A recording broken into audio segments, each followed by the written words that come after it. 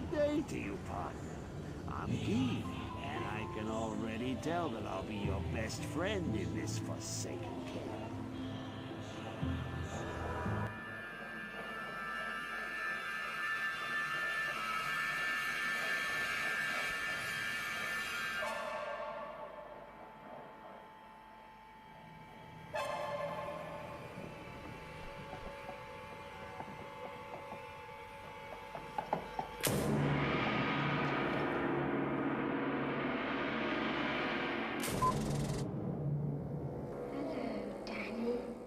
Hey guys, Wheat Solo here, aka the Skeleton King. So we are doing a sub 10 jungle with whatever the mods were. I can't even remember the density right now. I think it was like solid. I hope it was. It felt solid. With Shrieking Terrors, there was extra fire damage. That's really not bad. I mean, any extra damage can be a problem as a budget player or very early. And the only reason why fire is not bad is because usually you stack fire over any other res early anyways. There is some drain life, which is always just kind of annoying, especially early on when your life pools are very low. Other than that, it's pretty chill. But Shrieking Terrors. Now, how much does Shrieking Terrors slow me down? I don't know. I kind of skip a few Shrieking Terrors at some points because they do have a bad habit of running away anyways. In general, I would say they cost me at most 30 seconds. Do I think I could sub 9 with this build? Yes. Do I think I would have sub 9 this run? I don't know. Maybe. Exactly. We can just see it right there that the minions get terrored. What was interesting is that somebody told me once that my character level will actually make it so Shrieking Terrors no longer terror summons. And one of the criticisms to the way I'm running this so-called budget or early necromancer is the fact that my character level is 99. And I did end up using all the skill points, and I did go back and do all of the skill quests except for Act 2, because who wants to go to sewers? And so what? That means I would be level 96, right? Yeah, 7, 8, 9. So that's a bit of a problem. I probably should have cut a few points out of Blood Warp and made it more like level 90. I was frustrated one day because I just was not using a bunch of skill points because I basically maxed out all the important things: Amplify Damage, Corpse Explosion, Desecrate, and Revive, and my Blood Warp was just way too slow, so I pushed the button too many times without thinking about maybe doing it a little more accurately. Does the Blood Warp cooldown help at the distance it is? Oh, for sure. Do I abuse it much? No, I kind of actually like to walk as a budget player. In fact, I think a very early budget CE Necro that's running maps could get away with 1 point into Blood Warp and still have a very, very good time. So how do I get 125 FCR as a so-called budget or, you know, not even week 1, but maybe the first few days Necro? I'm using a white wand. I'll put up all the gear afterwards. I'm not going to put images today. I'm just going to try to get this video out.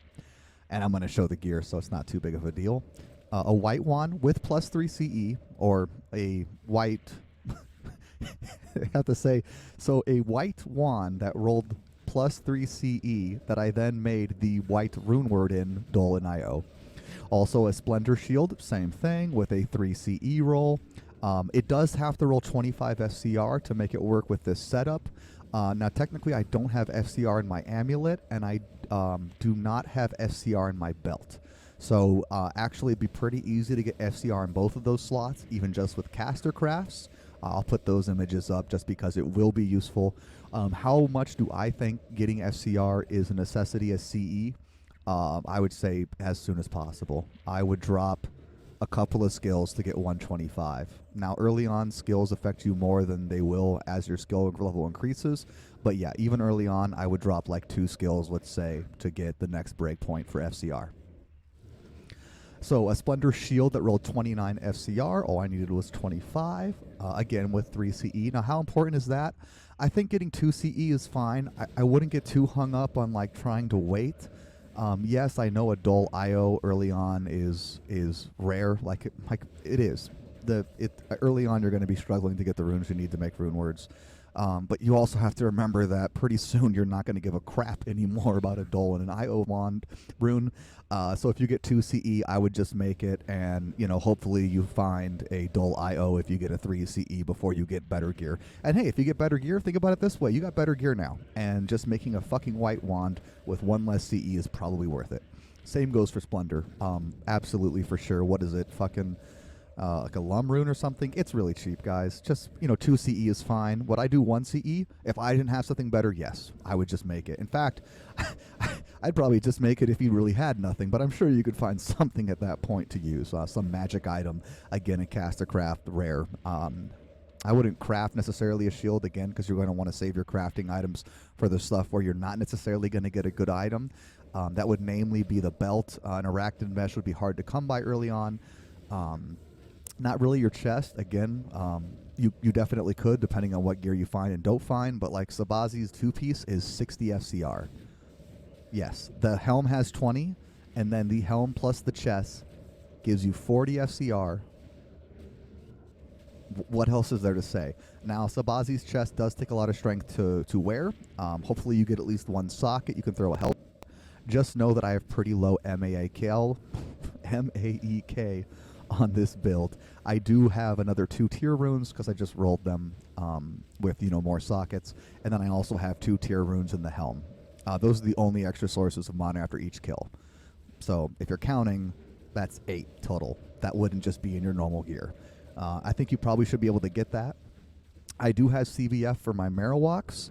Again, that might be harder to come by, but you could just read a rite of passage. Yes, the Marowaks give me some strength to help wear the Sabazis, but really not a big deal, guys. And yes, CVF is crucial. I would drop an FCR breakpoint to get CVF. Being frozen is so bad. I have 2 10 FCR rings, nothing special on them. I think they actually rolled like okay. A little bit of res, and one of them has a nice juicy amount of mana, which definitely helped. Again, like I'm definitely going through mana with the amount of mana after each kill I have, but it wasn't an issue, and I mainly potted for my life. I don't even have a point in the bone armor because of the white rune word. It gives you bone armor itself. And I did go max Vita. Now, could you go max energy? Early on, it's pretty tough. I think if anybody wanted to complain about this build being not, early day farming, the biggest issue would be the fact that I did kind of cheese my resistances. I'm using a Mara's Amulet, and I am using an Annie. Now, I'm not using like anywhere near to full charm inventory, and you can definitely find some really good defensive charms that just give you life or resistances, but those even can be hard to find early on, so I do apologize about that, but I really didn't want to do it with less res. Technically, my belt's not great, but it does give me 24 FHR, so that's hard to say is bad. It does have dual res, and it also has 50 life. So, if you want to complain about something, complain about the fact that my resistances in life may be a little inflated on this build. Maybe even my FHR. Basically, I'd probably have to cut one of those corners. I'd have, less FHR in life and more resistances, or maybe I wouldn't have all my resistances capped, and I'd have to cut some FHR in life. And FHR is super important too, especially early on when you're going to have less life, so you're going to proc hit recovery way more often. What's the last big piece to all of this puzzle? It's going to be the Act 3 Holy Shock Merc. Do I think I could have done this map as quickly without him? No. Do I think most players don't want to deal with an Act 3 Holy Shock Merc? Yes. So just listen to what I'm saying and decide for yourself. Would I go Holy Shock progressing through hell? Probably not. But when I started the map, I personally would always switch on any build I can at this point.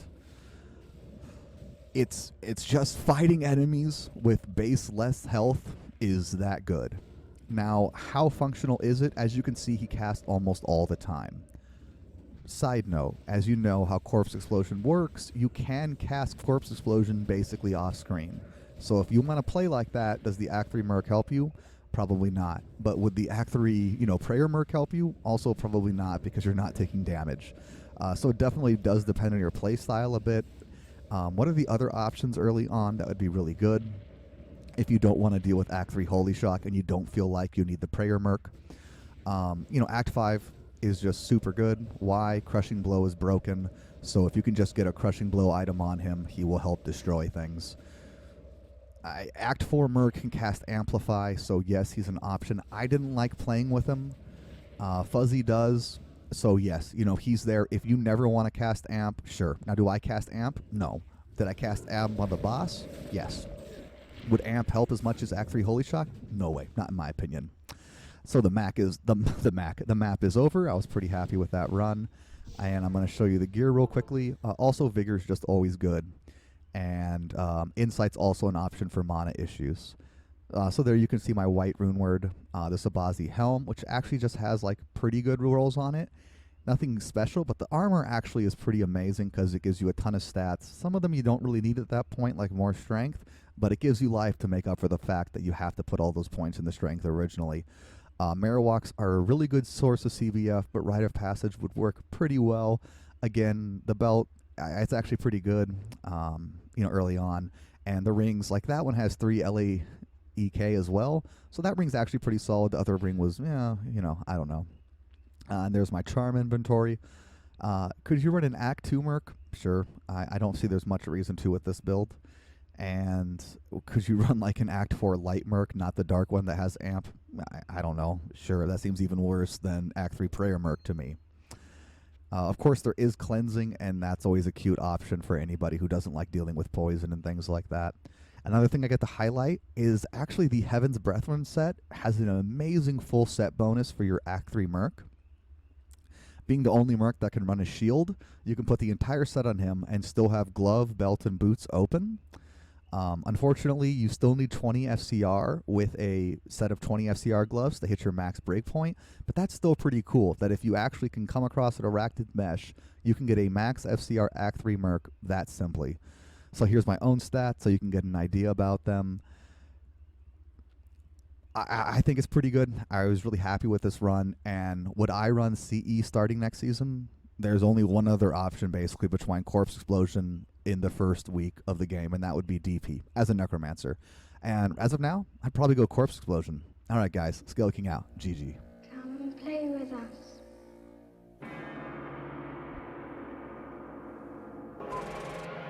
Come and play with us, Daddy.